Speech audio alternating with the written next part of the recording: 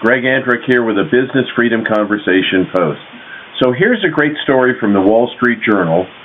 88% of the companies on the S&P 500 have exceeded their earnings estimate for the quarter. The thrust of the story is, even though we weren't in a recession, major companies acted like we were, cut costs, had lower sales, but greater profit. So take a look at this. How are you doing? You know, I've had several posts on this. There's a lot of resources. I have the Stagflation Success Playbook. The well-run companies are making sure that the bottom line is taken care of. How's your bottom line? This is Greg Andrick, Business Freedom Conversation Post. I will catch you on the next one. Something unusual is happening. In the third quarter, a higher than usual percentage of companies reported profits that beat analysts' expectations, but a lower percentage than usual reported revenue that beat expectations. What that means is we saw more companies than usual delivering higher profits, but in many cases it wasn't because they sold more stuff. I'm going to explain how we know this is happening, why it's so unusual, and why this could be a worrisome trend for the stock market and the economy. Over the past couple of months, almost all of the companies in the S&P 500 have released earnings reports, detailing how much money they made or lost during the latest quarter.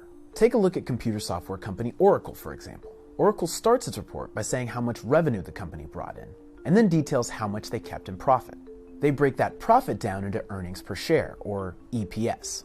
That shows how much profit they made for each share of stock available for purchase. Let me explain these terms really quickly. Revenue is how much money the company brings in, largely from selling its products. Profit is how much of that revenue a company keeps after paying for things like taxes, employee salaries, and rent. As for expectations, market analysts who cover these companies for a living make a projection of how much they expect them to have made in revenue and profit. Those estimates are based on what the company has said, economic data, and their own research. With more than 95% of all S&P 500 companies having reported their earnings, we saw 82% beat their EPS estimates. Over the past 5 years, an average of 77% of companies beat estimates, and the average is 74% over the past 10 years. So the third quarter was historically strong for profits. But for revenue, we saw the exact opposite. Last quarter, just 62% of companies beat their revenue expectations.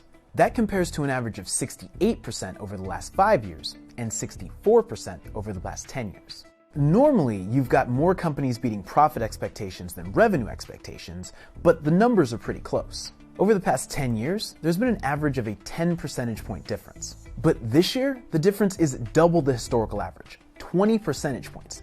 That's the biggest difference since 2015. And of all the companies with revenue below Wall Street's expectations, almost 3/4 of them, 73%, beat their expectations when it came to profit. Paul Leinwand, a principal at accounting firm PwC, told me, cost-cutting has been a significant theme over the last several years, as organizations have struggled to boost performance based on organic revenue growth. He says that a lot of organizations have approached cost-cutting in a way that is, quote, not consistent with driving revenue growth, but just taking costs out.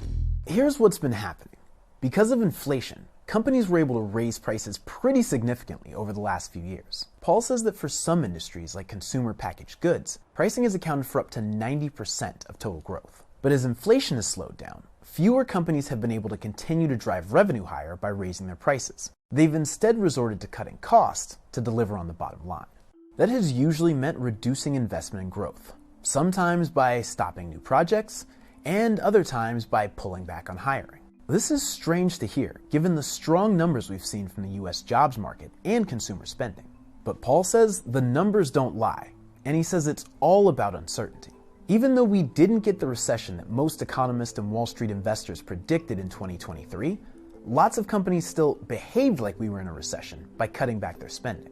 The stock market has rallied this year, with the S&P 500 still up double digits and the NASDAQ up more than 30%. But when companies don't invest in themselves because they're worried about the future, it's hard for them to grow. And growth is what the stock market is supposed to be all about.